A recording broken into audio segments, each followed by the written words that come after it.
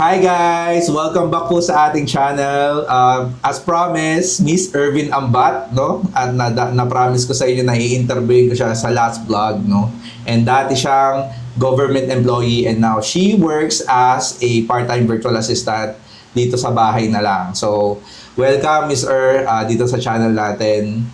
Hello guys! Salamat sa pag-feature sa akin in the last vlog. At nandito ako ngayon para ipakilala ang aking sarili at ikwento sa inyo kung paano ako naging virtual assistant. Okay, so bago ang lahat, can you please share ka naman introduce mo naman yung sarili mo, no? Ano ba yung background mo? Paano ka ba nagsimula? Ako si Ervin Ambat, isa akong government employee for 7 years bago ako naging virtual assistant. I'm a mom of 2 and married also. That's why very important sa akin na naging VA ako kasi it's very hard to commute back and forth sa aking work. Kaya in-explore ko lahat ng kaya kong gawing skills para maging VA. Grabe, dati kasi sa QC ako nag-work eh. Parang 5 hours yung pauwi ko, tapos 3 hours naman yung papasok. Umaalis ako 3 a.m. in the morning, umulan, umaraw. At napakahirap sa akin, lalo't mami din ako. And then pag uwi ko naman, umaalis ako sa office ng 4 p.m. Nakakarating ako minsan 8 or 9 na. Grabe, sobrang hirap mag-commute. At pagdating ko sa bahay, mag-aasikaso pa ako ng dalawa kong anak, tapos yung asawa ko pa. 10 hours.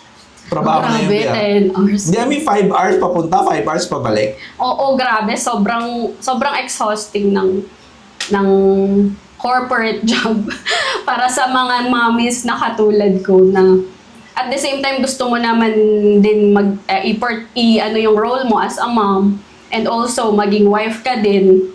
Tas wala ka pang helper, wala ka din kasambahay sa bahay. Kaya grabe, sobrang nakakapagod. Okay, so nung nag-VA ka, paano ka ba nagsimula? Hindi, paano ba pumasok sa iyo kasi 'di ba bago tayo magkakilala, hindi ka pa naman VA? Alam mo na ba na may VA or paano ba nag-start mo? 2024 ako nag-explore ng pagiging VA. Una, nag-search lang ako sa TikTok, sa YouTube. Tapos parang syempre may nakikita rin tayong mga articles sa Facebook na 6 digits pala yung sahod ng mga VA. Syempre, tapos work from home pa sila. Syempre, by that information, maku-curious ka eh. Parang ano bang meron? Bakit ganun kalaki sila kumita tapos sa bahay lang? Which is makakasagot sa mga problema ko as a mom. E di syempre, nag-search din tayo. Ayan, then nag-start na nung may nahanap ako na training. Nag-start ako ng training, mga free training lang, mga sa copywriting like that. And then yung mga general virtual assistant na sa YouTube na sinesearch ko lang din na mga free resources. Ayun. So, that is gaano katagal? 2024. So, from that, nung nag-start ka mag-aral, gaano katagal ka bago nagkaroon ng work? Nagkaroon ako ng client, Oo. Sir Chad. Nung nag-2024, nag-undergo kasi ako ng 3 weeks training, na paid training. And then, after that, since doon sa training na yon, we are guided na hanggang sa magkaroon kami ng client. And then, I got my first client nung early 2025. November ako nag-start mag-training, and then 2025, January, may client na ako, my first client. Though it's 1 hour work lang din. Okay, and then... But I got the confidence kasi nagkaroon na ako ng first client eh. And then, syempre, naisip ko, kaya ko pala. you earn your first dollar, no? Yes, kaya ko pala. Parang hirap nun eh, yung pinakamabigat talaga sa pag-VA, yung parang mapatunayan mo na totoo siya. Oo, na parang dati parang feeling ko hindi ako magkaka-client kasi nakakakaba naman kasi talaga yung interview, ganyan. Yung interview tapos straight English, ganyan. Anyway, English major naman ako kaya wala naman akong problema doon sa sa interview. I mean, naging confident rin ako kasi alam kong kaya ko. Ayun. And also, you mentioned, no, isang naalala ko lang, yung pagiging VA, di ba sabi mo, hindi siya ganun katali talaga. Hindi.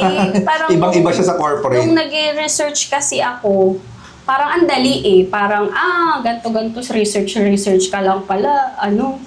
Executive assistant ka lang, sunod-sunod ka lang dun sa sa client mo.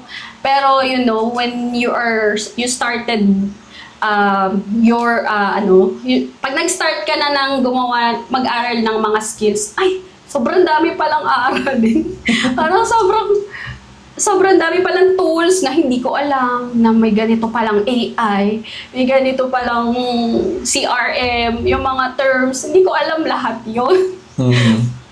Pero along the way, parang naging madali rin. Basta, marunong ka mag-search, masipag ka, basta meron kang initiative to move na sa'yo lang. Kasi VA ka nasa bahay ka lang eh. Parang self-paced, wala naman nagtutulak sa'yo na mag-training ka, mag-aral ka, manood ka sa YouTube. Wala. Sarili mo lang. Ayun, ganun. Ngayon, tsaka mabigat eh, pag inaaral mo na hindi mo pa magagamit, di ba? Parang fate yung kailangan mo siya. Oo, kasi aaralin mo yung tools, tapos di mo naman alam kung magkaka-client ka pala na gagamit ka ng tools na yon. Pero I tried my best na ma-learn yung mga tools na yon para at least kapag tinanong ako during interview, masabi ko na alam ko yun. Kahit wala akong experience, pag tinanong ako ni client, do you know how to do this, to do that? Masasabi ko na I know it and I can explore that. Parang gano'n. Hindi mo masasabi na I don't know. Hindi mo masasabi na, ay, hindi ko alam. I don't know about that. I have no idea about that. Parang gano'n. Okay, dun sa last video natin, no, nakakuha ka ng client na ginamit mo yung, let's talk yung tools, no, na Claude. Paano nangyari? I mean, sinabi ko sa video kung paano pero it's best for you to tell kasi marami nagtatanong na bakit importante talaga yung mga AI tools kagaya ni Claude and paano siya nagiging filter ngayon sa panahon natin ngayon na kapag may nag-a-apply, paano ka natatanggap dahil alam mo yung mga AI tools. Ayun nga, sabi ko nga na kailangan mag-learn tayo ng mga tools eh. During that time, nung nag-apply ako nun, it was also the same time na nakikita kita na gumagamit ng Claude. So, I heard about Claude through you. Nakikita ko siya dito kasi siyempre binibisita naman kita dito palagi eh. Nakikita ko yung Claude AI and also nung time na yon na-explain mo na sa akin briefly yung use ng chat, ng co-work, and even yung Claude Code. And nung nakita ko, actually, nung in-applyan ko yung client na yun, wala namang any description na kailangan niya ng Claude AI or any AI. Just a general description of an executive assistant. And then, during the interview, he asked me, do you use AI? Do you know about Claude? And I was so surprised. Alam mo, kinabahan talaga ako kasi sabi ko, sasabihin ko ba na yes or no? Pero sa isip ko, of course, I have to say yes. Because we don't say no to a client na. We don't know how to use that. And then sabi ko, yes, I know about Claude. I can use it. Actually, I am using this like this and like this. I'm making not stories, but how to use Claude that time. Na he just mentioned it to me. Yung parang na-explain mo lang sa akin. Pero nasabi ko yun sa client ko na I can do that. Okay, tsaka hindi naman kita tinuro. Hindi, I mean like hindi kita talaga tinuruan, di ba? Like, oo, parang pero parang we're just using yung conversation lang natin. Yung tool na to, pwede pa lang gumawa ng ganito, pwede pa lang gumawa ng website, mako-connect mo pala siya sa mga application. Ganito pala yung paggamit ng chat, tapos pwede mo i-connect sa ibang tools, then sa ibang app, then pwede ka rin gumawa ng apps, something like that. And then, at that moment, sabi ko talaga, yes, I can use that. Actually, ganito, ganyan. Nagpabida pa talaga sa client during the interview. Tapos pinressure yung sarili. Yes, pinressure ang sarili, dinala ang sarili sa hukay para lang mapayas ang client. But we have to do that, of course. Mhm. But along with that, kailangan kapag sinabi mo yun, you know to yourself na kaya mo rin talaga. Mhm. Pero dahil ako, alam kong kaya ko rin aralin yung tool na yan. At maitatanong ko rin kay Sir Chad, makakapagpaturo ako. Nagsabi ng yes tapos takbo dito sa bahay. Hindi, I mean, minsan tinitrick din natin yung sarili natin, Yes. di ba? Na kahit natatakot tayo, kahit parang feeling natin, hindi natin yung parang we have to say no. Kailangan mo rin, hindi naman to fake it. Yes. Alam mo yes. naman I mean, alam mo yung tool, alam mo siya paano siya gumagana. Pero, Hindi naman sa fake mo siya, Oo. pero as VA, we have to fake it till we make it. But deep inside, dapat alam mo rin that you can do it. Oo. You can execute it. Hindi lang you fake all the way. Oo. Ganon siya. Parang kasi yung brain kasi natin, para siyang merong mga receptor na lagi niyang sasabihin sa'yo kung ano lang yung mas secure, saan lang yung comfort zone mo, na pag sinabi mo ayaw niya, no? Oo. Ayaw niyang magmagaling ka ba? At saka kapag ikaw yung nag-aano sa sarili mo na, hindi ko kaya, hindi ko alam yan. Naaano yung isip mo na parang sinusunod ka rin. Nalilimit, oo. Nalilimit rin yung kakayahan mo. Kasi ikaw rin nagsasabi sa sarili mo na hindi mo kaya. At wala kang oras para mag-aral ng mga tools na yan. Siyempre hindi. You have to go beyond ng kaya mo at ng sipag mo. Hindi. Ano ko rin yan dati, actually kalaban ko din yan. Kaya siguro naparami yung bili ko ng courses dati. Kasi wala akong belief sa sarili ko na parang halos gusto ko nang bilhin lahat ng course. Kasi nga, para alam mo yung para magkaroon ka ng passes, hindi Oo. naman Hindi naman hindi ganun pala. no? Hindi ganun. Sa panahon ngayon, maraming nagtitinda ng course. Talagang nagtitinda yung term eh. Ang dami naman talagang makikita mo sa Facebook na nagsasell ng course for 300 pesos, ganito, ganyan, sa murang halaga. Siyempre, pag ikaw, beginner ka, siyempre, igagrab mo yun para matuto ka eh. But that's okay. Wala namang masama doon. Basta, yung binili mong yun, kahit gaano pa yan kamahal, sana magamit mo. Dapat gamitin mo talaga. Makuha mo yung knowledge.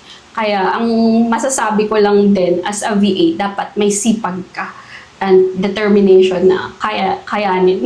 Okay, so with regards dun sa yung paggamit ng Claude, how important na ngayon dahil nandyan ka na sa posisyon na yan? Kasi syempre, dumadami na yung trabaho mo dun sa client, na-onboard mo na siya. Paano siya nagiging importante kung alam mo talaga siya gamitin? Kasi ako, honestly, siguro 10% lang nung Claude yung talagang nai-utilize ko, pero nagagamit ko na siya eh. Sa'yo, in your perspective, ano? Actually, yung client ko kasi, parang mahal niya rin si Claude. Alam niya rin na very powerful tool si Claude. Kaya siguro yun yung binigay niyang task sa akin. Kung magagawa ko at kung alam ko ba tong AI na to. Right now, para sa amin, during sa mga task namin, napaka-helpful ni Claude kasi we are doing client onboarding, those kind of things, na pwede mo i-connect si Claude kay Asana in a project management na pwede mong gawin lahat ng yun in just 10 minutes na kung ima-manual mo kung ako ang magma-manual nun as a VA nga niya, siguro abutin pa ako ng 3 oras para gawin yung mga mano-manong title, admin task, description, title, date. Pero ngayon, due di ba, date. parang makokontrol mo si Claude na create a project on this date na ganito ang title ng ganyan. Pero dahil nakakonect sila, you just feed the data, everything that you want Claude to do, nandoon. Kaya niyang gawin lahat. Kulang na lang sa si Claude sa sobrang nakakapagpadali siya ng buhay as a VA. And, yeah. Tsaka nakakapagpabobo rin siya minsan. Minsan, kasi parang lahat itatanong mo na sa kanya. Tama pa ba itong ginagawa? Hindi, to be honest, like ako, parang nabobobo rin ako pag nagamit masyado ng AI. Pero wala eh. I mean, sabi ko nga doon sa mga client ko, tsaka sa mga sponsors, and nagkakaintindihan kami na yung trend, aalis siya ng station o hindi. Yung parang yung AI kasi yung parang trend, di ba? Aalis yan sa station niya kung whether malaman mo siya o hindi. Ganun din sa AI. So, it's better na alam mo siya kaysa hindi mo siya alam, di ba? Kasi doon na talaga I mean, yung mga client doon din siya tumitingin, tatanungin ka nila na marunong ka ba mag-AI? Oo, Marunong ka tapos- ba mag-cloud? Marunong ka ba ganito? Tapos si client pa, ang dami niya napapanood na reels na, si Claude pala, pwedeng gamitin ganito, pwedeng i-connect kay Massive ganito to generate a report in just 30 seconds, something like that. At yun, pinagawa niya sa akin yun, pinatotohanan niya kung totoo ba itong nakikita at napapanood niya sa reels na mga tools na pwede i-connect kay Claude. And sometimes merong fake sa mga reels sa IG na wala naman talagang ganun kay Claude. Yun, kailangan i-verify ko at intindi sa kanya na ito yung mga kayang gawin ni Claude. Pero yun nga, doon pa rin pumapasok yung kalagahan ng VA kasi Oo, kasi nabe-verify natin. oo, nabe-verify. nadodouble. Tsaka kahit yung mga client, alam na nila na may AI, alam na nila na may Claude, they always hire pa rin yung VA na yun Yes. yung gagamit na Kasi they don't have the tool. time to verify those kind of information.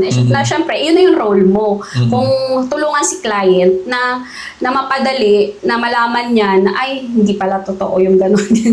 And tapos 30 seconds na makaka-generate ng report, but it's up to me na i-verify yung mga information at data na i-feed natin sa AI. Kumbaga, nandun pa rin yung dating pagka-VA na si client magpapahanap sa'yo ng kung ano-ano, gagamitin mo yung AI. Kumbaga, napadali lang yung buhay mo. Actually, para sa akin, hindi totoo na natatanggal yung ibang mga VA na dahil sa AI. Actually, mas dumadami nga yung nasa-serve mo na client dahil kay AI Yes. Yun yung tamang practical na answer doon Kasi ang kadalasan ngayon, ang norm, may AI na kasi tatanggalin na yung mga BA.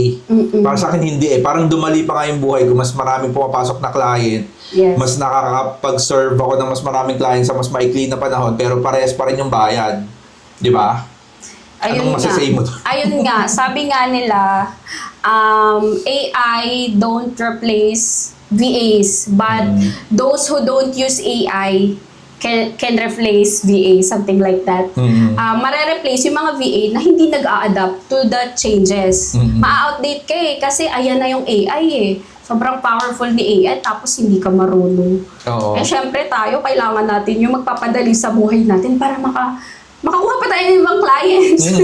Kasi di ba, kung dati, isa lang client lang masaserve mo, Oo. ngayon mas marami ka nang Marami masaserve. ka na kasi you can, minimize the time Kasi yung dating 30 minutes or 1 hour mo ginagawa with AI, with Claude, kaya mo nang gawin And in 5 minutes. pwede mo pa 30 siyang i-automate na Yes, pwedeng i-automate, pwedeng... yung mga reports, di ba? Yes, those kind of Weekly things. reports, pwede mo na siyang i-program, i-connect, then Yes. generate yung weekly reports na hindi ka na nandun. Tama.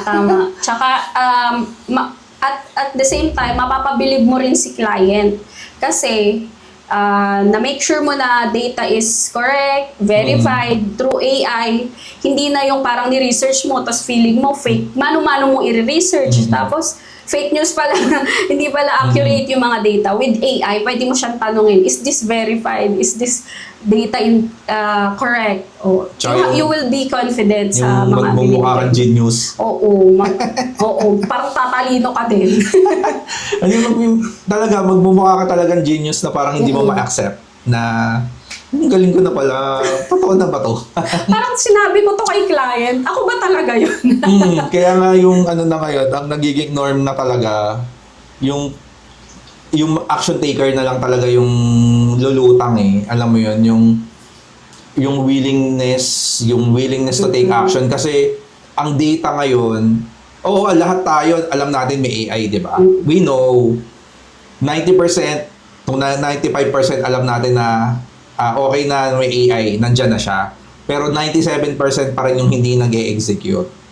Yun yung, for me that's my own opinion Hindi ko, kasi base sa na ano ko na data na 98% or 97% ng tao na alam ang AI, hindi alam nila pero hindi nila ginagamit, no, for employment, for application. Kasi they are also doubtful with the information that they can get from AI kasi feeling nila hindi totoo or may maraming mali. They tried it once but may mali and then after that di na sila sumubo kasi ay tinry ko kaso mali naman. Pero you have to make your own move. Tatanong mo sa kanya, is this verified? Is this information correct? Tapos, if gagawin niya rin naman, ibibigay niya sa'yo yung tamang information. That's how we use AI. We don't just let the AI give us all the information. We also read that. We also digest the information, and let's help AI na ibigay sa atin yung tama at hinahanap nating information. Oo, tsaka yung resistance na gamitin yung AI na kasi marami pa rin ako nakikitang mga VAs na at mga naging freelancers na parang nire-resist pa rin nila yung AI kasi maybe natanggal sila sa work dahil doon, di ba? Kaya ayaw nilang may mga ganun parang ayaw nila i-adapt. So ano ba ang mapapayo mo sa mga ganun? Ang masasabi ko lang is, ang tama at matalinong paggamit ng AI ay nakadepende sa'yo. Kasi, bakit? Siyempre, bibigyan ka ni AI nagtanong ka, ibibigay sa'yo ni AI ang sagot. May nakita ka doon, siyempre, kailangan basahin mo rin. Huwag ka magtiwala na, eto na yung binigay niya. I also tell that to my client, sabi ko sa client ko. Binasa ko yung information, pero parang nagda-doubt ako sa sinabi niya. Kaya, I ask him again, is this verified? Is this correct? Those kind of prompt, binibigay ko yun kay AI para lang mapanatag yung isip ko na, itong report na to tama. Na itong binigay kong report kay client, accurate to. On the best of my ability na tinanong ko kay AI. Parang ganun ko siya gamitin. Hindi ako basta lang na binigay ko yung prompt na ito yung hinahanap kong report and then yun na yun, hindi pa ako natatapos doon. I-verify ko pa lahat ng information na yun, babasahin ko. Hindi yung pagkabigay sa akin, ipapasa ko na kay client. That's not how I do it. I do it with ano bang tawag mo dyan? With conviction. Yun, yung parang gano'n na basta kailangan ma-exhaust ko lahat ng mabasa ko na ay confident na ako sa report na to bago ko yan i-submit kay client. So yun, no? Sa mga nagre-resist pa rin na ayaw gumamit talaga ng AI o ayaw nating yakapin kasi nga feeling natin hindi siya useful or hindi tama yung binibigay na information or yung natanggal dahil napalitan ng AI at masama yung loob sa AI. May mga ganun may mga ganun sa Reddit. Masama yung loob nila kasi natanggal sila sa work. Ang mga trabaho nila, mga SEO specialists, some of them are content marketing creators, strategists na natanggal dahil sa AI. Kaya parang may bitterness. Pero para sa akin, yung tao pa rin ang pipiliin ni client na mag-operate ng AI Pag nakikita ni client siguro na itong taong to very useful pa din kahit na kaya na sana ng AI yung trabaho niya. Pero nakikita niya na isa kang asset sa kanilang business. You can still stay with them. Andun ka pa rin kasi kasama nila. Nandun yung pa rin yung kahinaan ng client mo no? Kung may AI na at disorganized pa rin siya And even with AI, oo nga, na-replace ka ni AI yung work mo as a VA, but yung insights mo nakakatulong ka rin kasi yan kay client na mapanatag siya dun sa mga task na matatapos natin to kahit with AI kasi alam niya nandyan ka na ikaw yung magaling ka maggamit ng AI. Oo. Kumbaga nasa strategy ka na role. Wala ka na dun sa just general task lang na nag-execute ng task. You also give your insight na, ay, ganito yung ginawa ni AI. But I think it's not enough. You also give your inputs, your insights. Tsaka kumbaga minsan mga tabang din yung mga binibigay niya. Kumbaga, base sa kanyang opinion, di ba, pag may AI, magaling siya sa computation, magaling siya sa generate ng data, sa mga ganun, mag-generate ng report. Pero yung tao na babasa ng report, yung tao na magbabasa, gagamit ng information na yun, kayo pa rin nung client mo. Kung feeling mo, ay parang kulang tong report na to, dagdagan ko nga. Ganun siya, hindi yung pagkabigay ni AI, yun na yun, submit mo na, wag naman. Tulungan mo naman si client dun sa business niya na, isang glance niya lang, ito na lahat ng kailangan niya. Hindi na niya kailangan magtanong ulit sa'yo, mag-research niya ulit. Lahat malilay down mo kay client. So, yung values pa rin ng pagiging human person. Yes. Na ikaw nakaisip noon, hindi si AI na ay dagdagan ko nga kasi para hindi na mahirapan si client. Kung ano yung data pa. Ganon. Oo. Yung user. Ikaw yun. As a human. Kasi sa mga panahon na ganito, marami yung nagsasabi na saturated na yung market because of AI, mas nahihirapan pa humanap ng client. Siguro at some point tama, no, yung saturation ng market, yung AI napapadali niya na yung mga business operations ng mga client kaya hindi na nag-hire ng maraming VAs. Nakakatakot din, pero kung ikaw bilang isang VA, yung brand mo is not really execution lang. Yes. Pero strategy wise, yung value mo as a person, yung pag-build ng trust sa tao, yun dun na ikaw talaga puposisyon. Hindi ka na, kasi hindi mo siya kayang talunin eh. Yes. Lalo na si Claude, hindi mo siya kayang talunin. Mas matalino siya sa atin, pero tayo yung tumutulong para mas tumalino yung report. Tumalino yung output, tumalino yung mga kailangan natin. Tayo yun, hindi tayo mare-replace ng AI. Hindi niya kayang sabihan si client sa mga, uy, ito muna yung gawin mo. Wala siyang dominant sa tao. Yes. We can help our clients through that. Na makapag-strategize tayo, makapagbigay tayo ng opinions, ng insights, na makakatulong sa kanilang business. Hindi lang tayo taga-execute ng task. Tsaka hindi lang, minsan si client, parang gusto din nila ng listener. Yes. Parang rin sila nagtatanong rin sila, anong masasabi mo sa ganito, ganyan.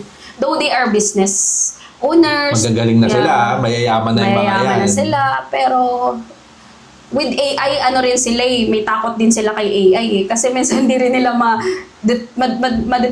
distinguish yung fake ba? Yung, alam mo, yung parang mga AI-generated videos na... Tsaka hindi nila alam kung paano siya gagamitin. No? The tool itself nandyan.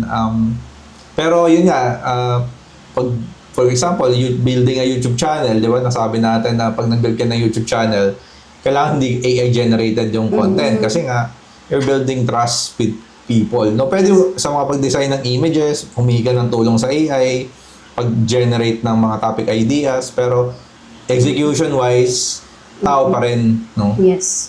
And they don't have the time to use that AI. They know all the AIs. They know the name of AIs, but they don't have the time to use it. So, that's why they need us, VAs. So, sa mga gustong, sa mga nagbabalak maging VA, at mga kinakabahan sa buhay nila, kasi yung mga listeners natin coming from abroad, they have mga full-time jobs, but they want different lifestyle. Ano bang mabibigay natin na mga insights na totoo, no? Hindi lang yung basta maka-hype. Actually, wala po kami binibentang course, ha? We're just sharing our experiences here. So, ikaw, ano bang mapapayo mo sa kanila na nakadulot sa'yo na maganda? Yung mindset ba? Mindset? Ano yun? Anong mindset lang? Yung mga mindset mo, pag mag-transition ka, ano bang pwede mong sa kanila? Alam nyo, napakahirap talaga mag-transition from a corporate world into a freelance virtual assistant or anything freelance work. It's very hard. Why? Number one, if you're a mom or single mom or one income household, it's very hard, lalo na kung dual income kayo. Tumutulong kayo sa pamilya mo na masustain yung mga gastusin nyo Pag nawalan ka ng trabaho, yun, isang napakahirap Kasi magiging one income household kayo. Tapos, syempre, magre-resign ka. Hindi mo naman mag-guarantee na sa 1 month ng pagka-resign ko, magkaka-client na agad ako. Yun yung sobrang hirap na phase na pinagdaanan ko. Yung months na wala kang client, at the same time, gusto mo may karoon ka ng pera para makatulong ka sa asawa mo na magbayad ng bills, yung ganyan. Yun. Tapos, ano pa ba? Ang masasabi ko doon is, kailangan supportive yung partner mo. Kung wala ka mang partner, siguro kailangan may konting savings ka. Para man lang dun sa panahong nagta-transition ka mapanatag yung isip mo na may kakainin pa kami, may pambayad pa rin kami. Para makatransition ka sa virtual assistant. And then after that, kapag nakapag-resign ka na, ayun, siguro kailangan sipagan mo talaga na mag-apply, 10 application sa isang araw. Wala kasing tutulong sa sarili mo. Wala eh. Hindi naman pwedeng umasa ka lang muna sa asawa mo kasi ang bills hindi naman tumitigil yan eh. Ayun, talagang siguro sipag lang talaga. Tsaka yung kalaban mo dito sa freelancing, yung sarili mo eh. Oo, hindi talaga yung competition. Oo, yung sarili mo ba na matuto, tas tumigil sa pag-a-apply, paghahanap ng client. Kasi susuko ka na eh. Kasi feeling mo, wala ka pa rin client. 1 buwan na, 2 buwan na, 3 buwan na, wala na kayong kakainin. Ako nga 11 months eh. Naging palamunin. O yun, parang magiging palamunin ka. Siyempre, ang dami mo nang iniisip, Bababa yung confidence mo, questionin mo yung mga decision mo sa buhay. Yes.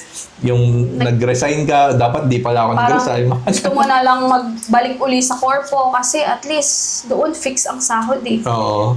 May sasahurin ka in the next 15 days pag nag-work ka na. Magta-travel ka nga lang ng 10 Ngayon. oras. Pero ngayon, by God's grace. sa tingin mo malaking tulong kasi ngayon nasa bahay ka na, 'di ba? Natutulungan mo pa yung asawa mo pag sa mga bills. Yes. Hindi na mainit ang ulo ng hobby mo pag walang ma-generate na skills. Yes, right now, very helpful ang pagiging freelancer, pagiging VA. As long as, yun nga, masipag ka maghanap ng client para marami ang dollars. Tsaka yung yung isa rin yung paano mo siya ikikip eh. Yung alam niyo yung pinakamadali na talaga yung pagkuha ng client eh. Ang pinakamahirap talaga paano mo siya ikikip. Paano mo ikikip si client. At sana, ang prayers ko is masustain, sana mag-long term yung mga clients ko. Doon kaka-start ko lang dun sa client ko na yun. And I know I'm giving my best, my value to the business. And I know, and praying na sana long term siya para more ang ating more ang anda. Yes, ang income and ang pagtulong bilang nanay ay nakakatulong ka pa rin sa Tsaka iba kasi pag kumikita ka yun di nagigets ng iba. May boss, parang meron kang boses sa tahanan. Hindi ka lang nanay. Sa mga desisyon, involved ka din. Mga critical na desisyon. Yes. Nagkakaroon ka ng... Pwede ka mag-walk out. Oo, pwede ka. Ganun yung buhok. Oo, kasi may pera. Kasi may pera ka. Hindi, totoo. Sa reality lang. Sa reality. Money speaks.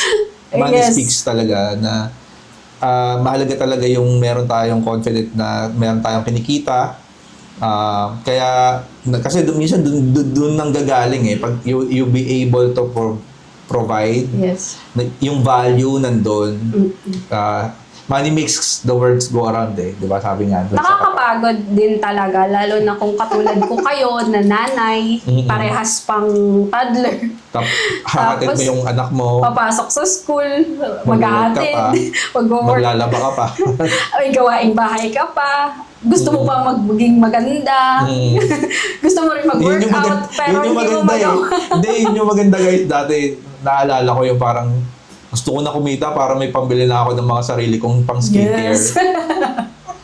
Ang hirap pag parang nasa bahay ka lang Parang lahat, dami mo na iisip. Ayun. So, yun na, no? Thank you, no? At pinaunlakan mo kami.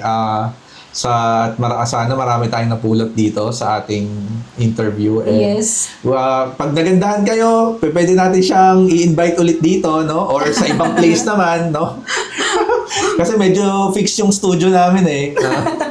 Magkakami lang Oo, parang ang baba ng production value. Kaya tayo nababash eh. Parang trash daw yung production. Hindi ba ito i-edit na magkalayo tayo? Hindi, kasi pumalya yung isang camera namin. Ayan, okay na siya ngayon. Nagkaroon siya ng moisture kanina, guys. So, isang view lang kami ngayon. Pasensya na. So, thank you, and Yes. you can say some few last words.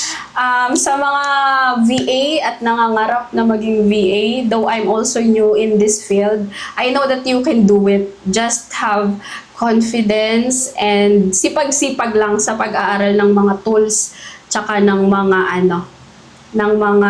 ng niche. Makapamahanap mo ba yung niche mo na talaga magiging confident ka na maging VA. Ayun, kayang-kaya natin yan, kayang-kaya nyo yan. Sa una lang mahirap, pero alam ko, kaya nyo yan. Okay. Thank you guys for watching and see you on my next video. Bye! Thank you!